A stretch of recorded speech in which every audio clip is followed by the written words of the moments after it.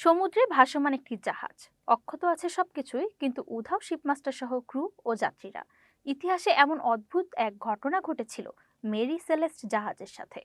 1872 সালের 7 December Atlantic মহাসাগরে এক বাণিজ্যিক জাহাজ মেরি সেলেস্ট দেখা যায় সম্পূর্ণ ফাঁকা অবস্থায়। জাহাজের সমস্ত যাত্রী, ক্রু এবং শিপমাস্টার সবাই নিখোঁজ। কিন্তু জাহাজটি ছিল ভালো অবস্থায়, ভাঙচুর বা লুটপাটের কোনো চিহ্ন ছিল না জাহাজে। মেরি সেলেস্ট তখন লিসবন থেকে নিউ ইয়র্ক যাচ্ছিল। জাহাজের কেবিন, প্রয়োজনীয় সরঞ্জাম, খাবার সবই অক্ষত ছিল। অথচ মানুষ কোথায় গেল তা আজও জানা যায়নি। জাহাজটি নিয়ে প্রচলিত আছে নানান কথা। কেউ মনে করেন হঠাৎ ঝড় বা সমুদ্রের বিপজ্জনক বাষ্প বিস্ফোরণ ঘটেছে।